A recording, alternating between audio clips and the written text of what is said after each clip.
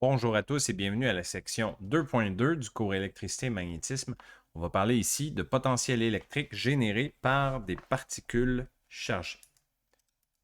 Alors, remarquez qu'on n'a pas dit énergie potentielle. On a dit le potentiel électrique généré en un point donné par une ou plusieurs particules chargées. Représentez le potentiel ensuite sur un schéma à l'aide d'équipotentiel. Alors, une petite définition. Ce qu'on appelle le potentiel électrique, on le note V majuscule. Et dans le fond, le potentiel, c'est quoi? Ben, pour essayer de vous le faire comprendre, on va commencer par l'analogie suivante. Le potentiel est à l'énergie potentielle, ce que le champ électrique est à la force électrique. Je vous rappelle que la définition du champ électrique, c'était un truc assez abstrait. On se disait qu'on séparait l'espace en petites cases et à l'intérieur de chacune de ces petites cases-là, on a de l'information à propos des charges électriques dans les environs qui nous permet de relier les forces électriques subies par une particule versus une autre particule. Fait que c'était ça, le champ électrique. Ça me permettait d'expliquer un petit peu pourquoi la force électrique arrivait à agir à une distance. Mais le potentiel, voyez ça un peu comme l'équivalent du champ électrique, mais pour l'énergie potentielle. Donc le potentiel, ça va être un champ, encore une fois, ça va être un champ de scalaire. Donc on peut s'imaginer qu'on divise l'espace en tout plein de petites cases, et à l'intérieur de ces cases-là, plutôt que de dire euh, où sont les lignes de champ électrique produites par les charges dans les environs, mais là on va dire plutôt dans les cases, ben, à quel endroit est-ce que j'ai des particules qui créent un potentiel qui va ensuite m'être utile pour venir calculer l'énergie potentielle. Donc là, je suis tout à fait conscient que c'est un truc assez abstrait, encore une fois.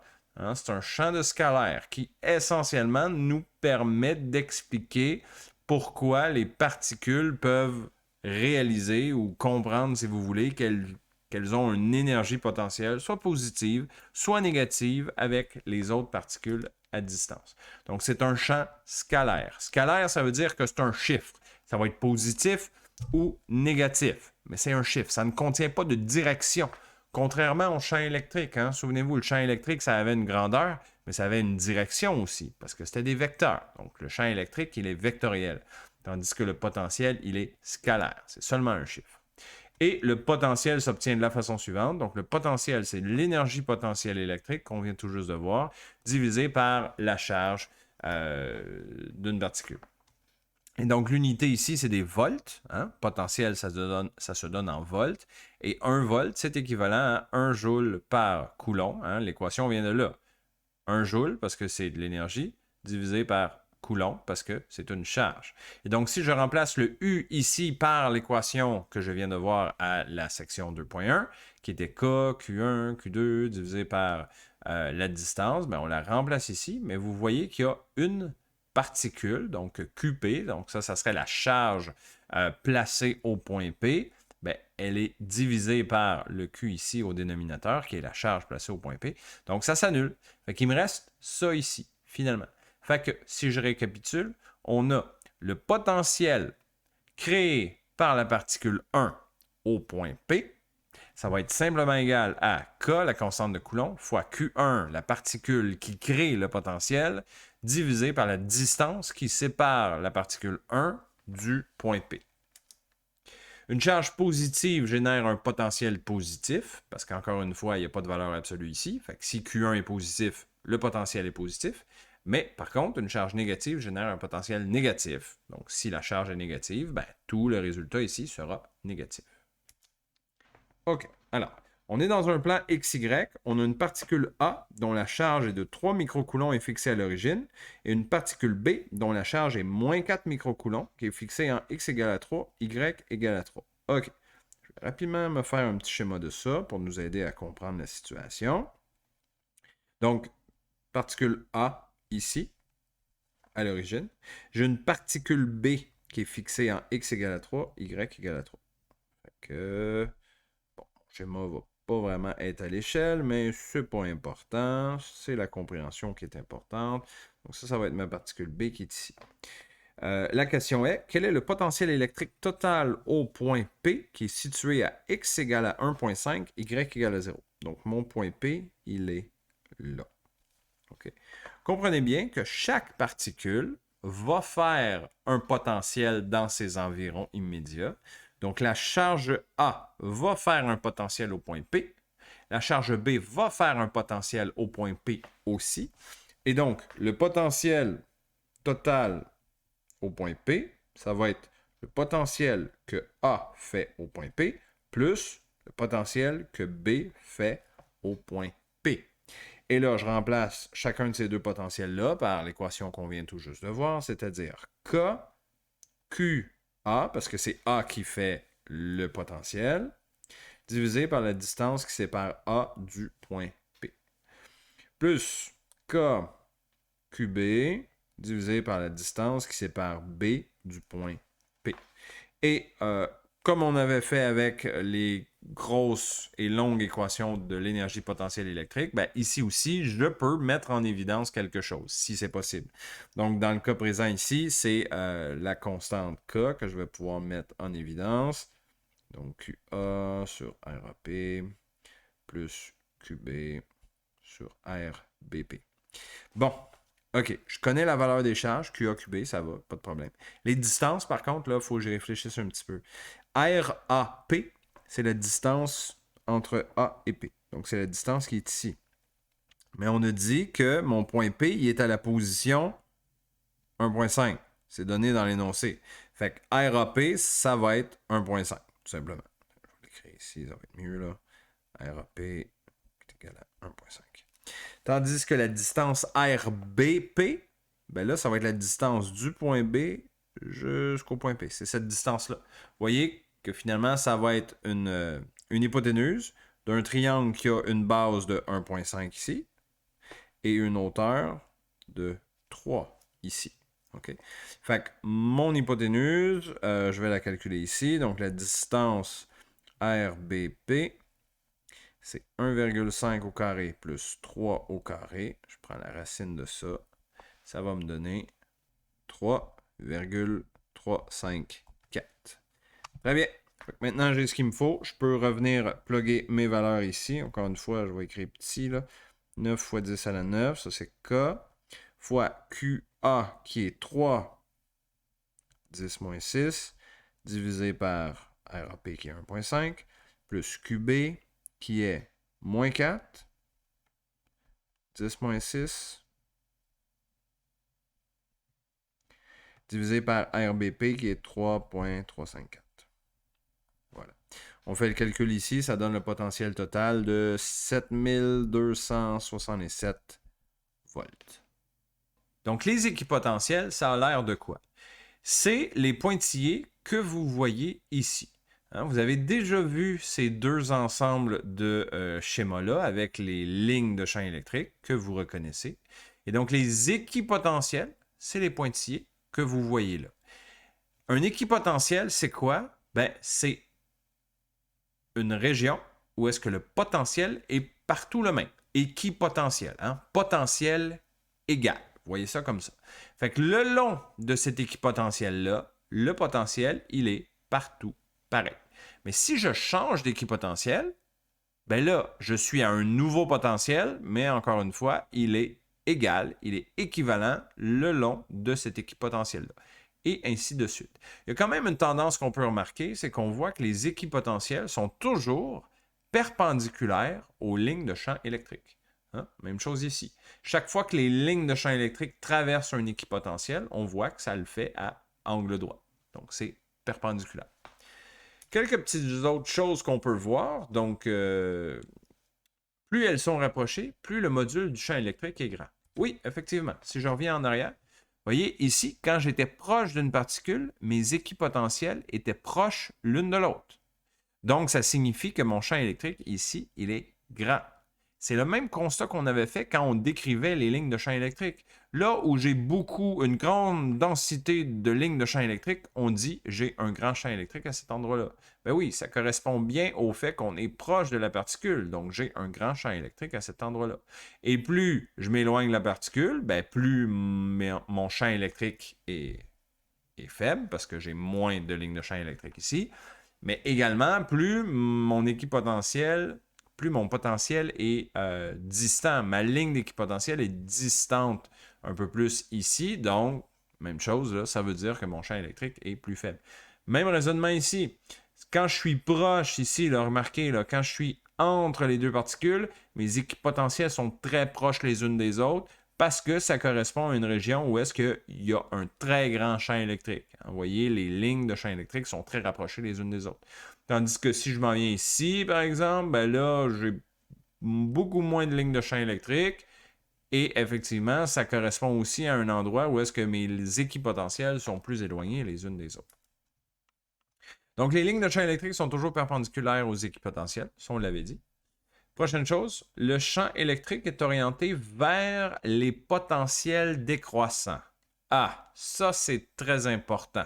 Si on le reformule, on dit quand on se déplace dans le sens du champ électrique, on croise des équipotentiels qui ont des valeurs de plus en plus petites. OK, donc je reviens en arrière pour reformuler.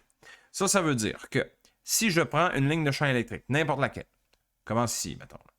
Bien là, je la suis, puis à chaque fois que je me déplace, puis que je traverse un équipotentiel, il faut comprendre que je traverse des équipotentiels qui ont une valeur de plus en plus petite.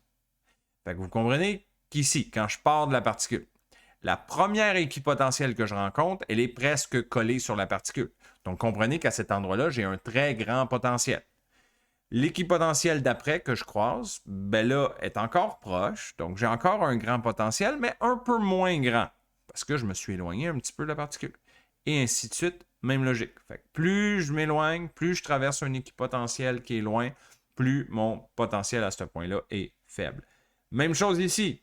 Remarquez que j'ai une particule négative ici. N'oubliez pas que la particule négative, elle fait un potentiel qui est négatif. Fait que du côté droit ici, les équipotentiels dessinés ici sont des potentiels négatifs. Du côté gauche, les équipotentiels dessinés ici, c'est des potentiels positifs. Mais ça continue de suivre la même logique. Donc, si je choisis une ligne de champ, n'importe laquelle, mettons que je prends celle-là ici, là, qui fait ce chemin-là, à chaque fois que je traverse un équipotentiel, je me rends des grandes régions de potentiel vers les petites régions de potentiel. Donc, je pars d'ici. La première potentielle que je rencontre, c'est un grand potentiel parce que je suis proche de la particule positive. Celle d'après, c'est un potentiel encore positif, mais un peu plus petit. Celle d'après, encore positif, mais encore plus petit. La troisième ici, vous voyez, elle est verticale. C'est le point milieu exact entre les deux particules. Donc ça correspond à une région où mon potentiel est égal à 0. 0 volts. Fait que ça ici, c'est 0 volts. Fait qu'après ça, quand je continue à suivre ma ligne de champ électrique, puis que je traverse l'équipotentiel d'après, ben là, vous comprenez que cette équipotentielle-là, elle est négative. Elle est petite en valeur absolue, mais elle est négative. Après ça, je continue, j'arrive ici. Là, j'ai un équipotentiel négative encore, mais plus grande en valeur absolue. Ben oui, parce que je recommence à me rapprocher d'une particule. C'est une particule négative. Donc, les équipotentiels proches de la particule négative, ben, ça va être grande en valeur absolue, mais négatif. Fait que ça montre bien qu'on continue de suivre la même logique. Je suis une ligne de champ électrique, ben, à chaque fois que je croise un équipotentiel, ben, c'est un équipotentiel qui est de plus en plus petit en termes de volts. OK? Bon, vous allez voir, là, on va le pratiquer. Là, souvent, ça va me permettre de tracer là, de façon cohérente des lignes de champ électrique avec des équipotentiels. Donc, les régions qui ont des potentiels constants. Donc, l'électronvolt, ça, c'est une unité qui va être pratique de temps en temps. C'est une plus petite unité d'énergie, si vous voulez. Là. Donc, un électronvolt, ça, c'est la conversion directement. Là. Un électronvolt est égal à 1,6 fois 10 à la moins 19 joules. Je vous rappelle que cette conversion d'unité-là est disponible sur votre feuille de formule, donc j'ai pas besoin que vous appreniez ça par cœur. Donc, un électronvolt, c'est juste égal à une petite quantité d'énergie donnée en joules, dans ce cas-ci. 1,6, 10,19.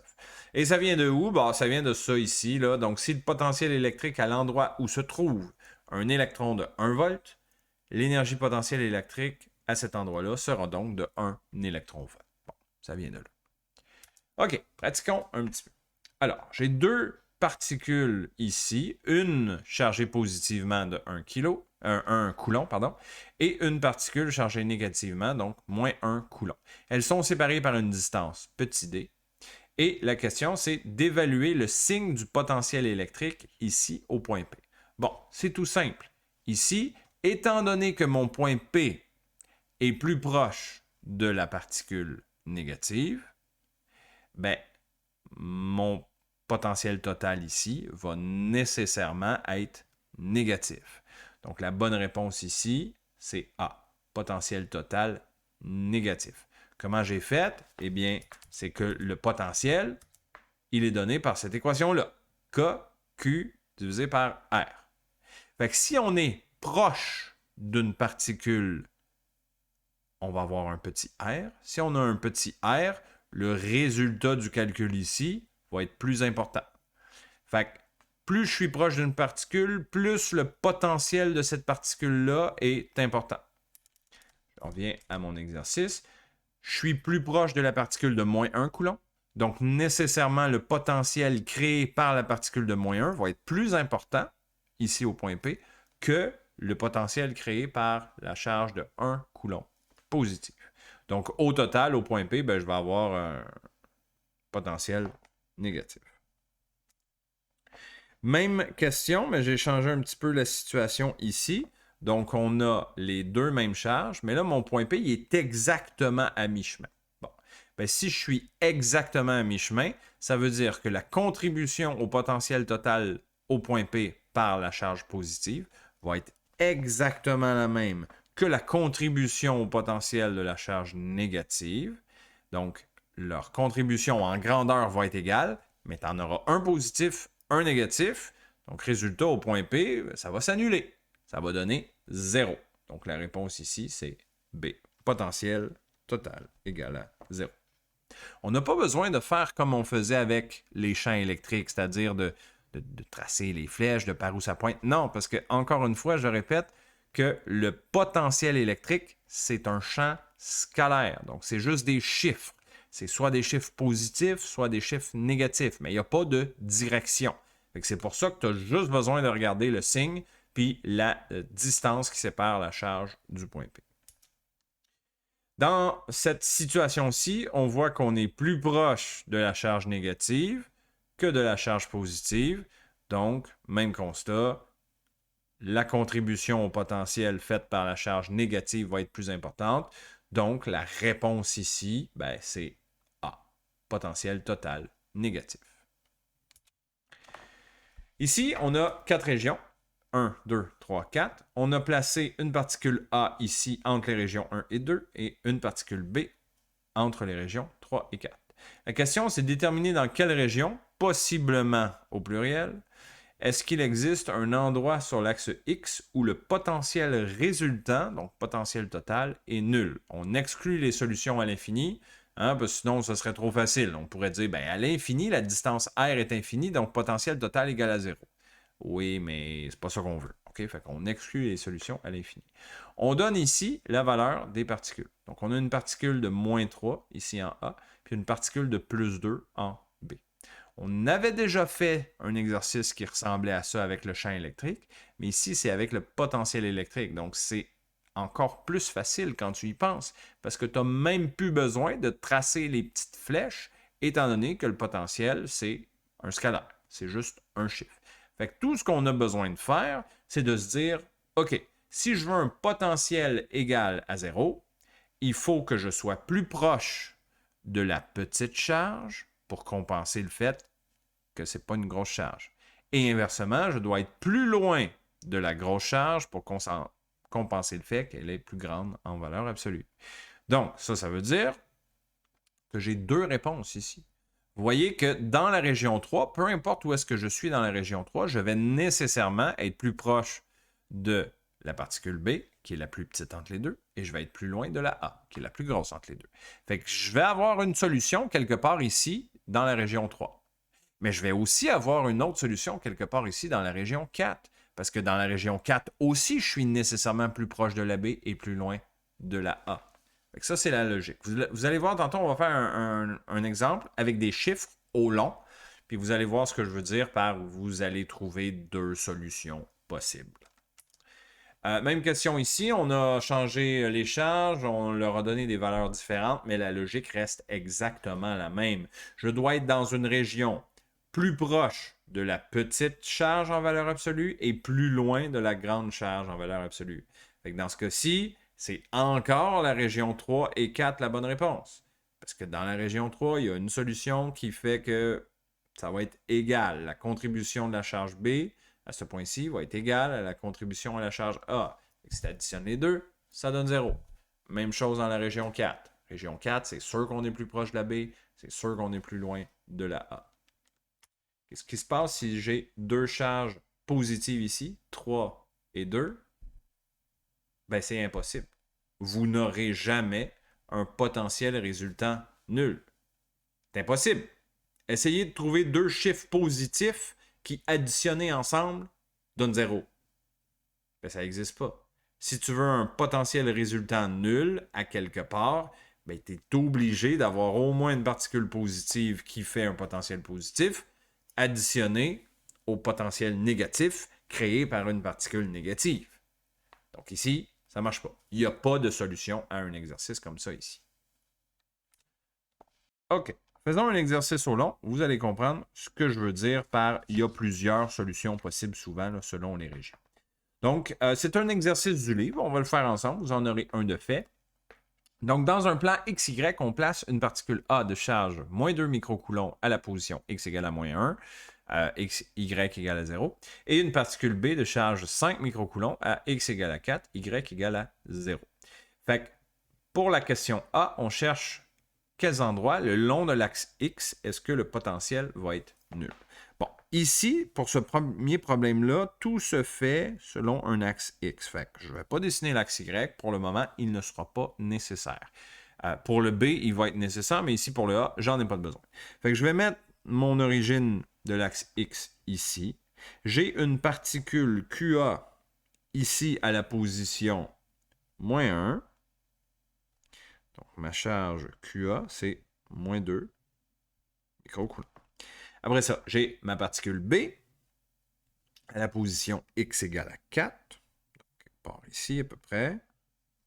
Donc, ça, c'est QB qui est là. Et c'est positif, 5 microcoulombs.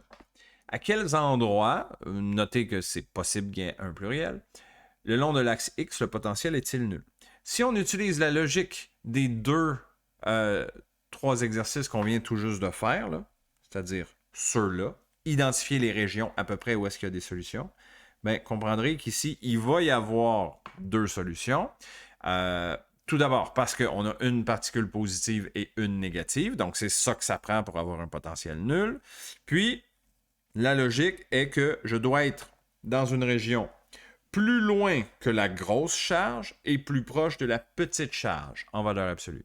Mais vous voyez qu'il y a donc deux endroits. Il va y avoir nécessairement un endroit entre les deux particules. Je vais juste mettre mon 0 ici. Là.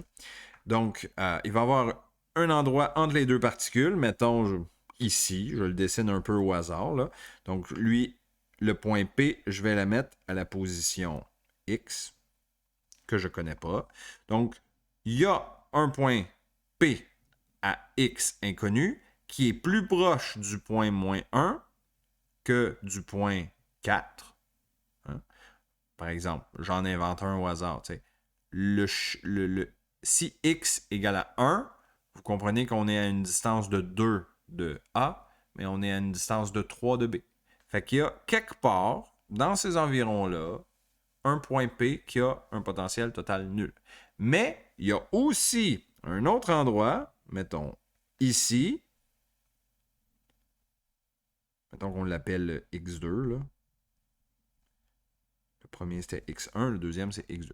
Il y a un autre endroit à gauche de la particule A, qu'on appelle X2, un deuxième point P, où est-ce qu'il va y avoir aussi une solution de potentiel total nul. Parce que à X2, je suis plus proche de la petite charge en valeur absolue que de la grosse charge. Fait évidemment, on ne peut pas faire les deux en même temps. On va en traiter un à la fois. Fait que je vais commencer par regarder x1. Donc, le calcul n'est pas trop complexe, en fait. C'est juste de dire... tiens, je vais écrire ça comme ça. x1. Commencez par ça. Donc, le potentiel total au point x1, bien, comprenez que ça va être le potentiel créé par A plus le potentiel créé par B au point x1. Puis je veux que tout ça soit égal à 0. OK, on va développer. Potentiel créé par A au point x1, ça va être K, QA, divisé par la distance qui sépare A de x1. Plus K, QB, divisé par la distance qui sépare B de x1. Égal à 0. Bon, là, étant donné que c'est égal à 0, je peux simplifier des affaires. Donc, je peux diviser par K. Donc, K, ça s'en va. Ça va me simplifier la vie. Pour la suite, je vais devoir mettre des chiffres, par contre. OK? Fait que QA, on a la valeur, moins 2, 10, moins 6, divisé par la distance qui sépare la particule A de ma position x1. Je ne la connais pas, cette distance-là. C'est la distance ici. Je ne sais pas ce que ça vaut. Appelons-la, juste pour faire de l'algèbre, appelons-la D. Plus la charge de la particule B, qui est 5 microcoulombs, divisé par la distance qui sépare la particule B de x1. Fait que, en fond, ça me prend cette distance-là, ici. Je ne la connais pas non plus, cette distance-là. Celle-là, ici, là. Par contre, je sais que entre la particule A et la particule B, il y a une distance totale de 5. Fait que quel est mon point d'interrogation ici? Bien, comprenez que c'est 5 moins D. Hein, je prends tout mon intervalle entre les deux, 5. J'enlève la distance D. Il me reste donc 5 moins D. Fait qu'ici, on va faire 5 moins D égale à 0. Et là, même chose, je peux canceller des choses si ça me simplifie la vie. Et oui, c'est le cas ici. Je vais canceller 10 moins 6. Voilà. Simplifie la vie un petit peu. Après ça, j'ai un terme qui est négatif. Là. Mon premier terme, là, moins 2 sur D, il est négatif. Fait que si je veux, je l'envoie du côté droit de mon équation. Fait que je me retrouve avec ceci. 5 sur 5 moins D égale à 2 sur D. Bon, le rendu là, il faut que je vienne isoler D. Fait qu'on peut faire de l'isolation. On fait une genre de règle de 3 comme ça. Donc, j'envoie mes dénominateurs en haut. Fait que je vais avoir 5D du côté gauche. Du côté droit, je vais avoir 2 fois 5 moins D. Donc, 5D égale à 10 moins 2D. Bon, je vous épargne les détails subséquents, là. Je pense que vous êtes en mesure de faire ça. On trouve ici D égale à 1,43. Mais ça, c'est D, c'est pas x1 directement. Dans la question, on cherche à quel endroit le long de l'axe x est-ce que le potentiel est nul. Donc, j'ai trouvé la distance D. Comme on peut voir, je peux revenir sur le schéma ici, là, pour faire de la place. Si ma distance D ici, c'est 1,43, ça veut dire que mon point x1, ben, je pars de la position de ma particule A, qui est moins 1, et j'ajoute 1,43. Ben, moins 1 plus 1,43, comprenez que x1, ça va être 0,43. Voilà. J'ai trouvé mon premier point, une première solution où est-ce que je sais que mon potentiel nul va être 0. Après ça, je vais faire x2. Comprenez que c'est la même logique. Donc, x2, potentiel total au point x2, ça va être égal au potentiel créé par A au point x2 plus potentiel créé par B au point x2 qui est égal à 0. OK, là, je vais aller plus vite parce que vous avez vu un peu la méthode. Là. Donc, ça va être K, QA sur R AX2 plus K, QB sur R BX2 égale à 0. Je vais enlever les K de chaque côté parce que ça me simplifie la vie. QA, c'est moins 2, 10 moins 6, oups, divisé par la distance qui sépare A de x2. Là, je vais faire comme tantôt. C'est la distance ici que je cherche. Distance entre A et x2. Je vais l'appeler, je vais lui donner un autre nom, là, juste pour ne pas l'appeler D et qu'on se mélange. Là. Mettons, je l'appelle, je sais pas moi, R majuscule. Ça, c'est la distance qui sépare A de x2. Après ça, plus QB, qui est 5, 10 moins 6, divisé par la distance entre B et x2. Je vous rappelle que la distance entre la charge A et la charge B, c'est la distance qui est ici, ça vaut 5. Donc, c'est quoi la distance totale entre B et x2? Ben, ça va être 5 plus R majuscule. 5 plus R égale à 0. Je vais annuler les fois 10 moins 6 pour la même raison que tantôt. J'envoie du côté droit le terme négatif. Moins 2 sur R, je l'envoie à droite. Il me reste donc 5 sur 5 plus R est égal à 2 sur R. On fait la petite règle de 3. On envoie les dénominateurs de l'autre côté. Donc, je me rends avec 5R qui est égal à 2 fois 5 plus R. Bon, encore une fois, je vous épargne les détails. Je pense que rendu là, vous êtes capable d'isoler R. Il ne devrait pas trop avoir de problème de ce côté-là. Vous arrivez à la valeur 3.33. Mais encore une fois, ça, ce n'est pas ma valeur de x2. Je reviens sur mon schéma. J'ai trouvé que R, c'est 3,33. Donc, je dois me déplacer de 3,33 à gauche du point x égale à moins 1. Donc, moins 1, moins 3,33. Comprenez que mon x2, il va donc être à moins 4,33. Et c'est donc mes deux réponses ici. J'ai x2 moins 4,33 et x1 égale à 0,43. Vous voyez, j'ai deux solutions qui disent qu'à ces deux points-là, mon potentiel total égale à 0. B maintenant.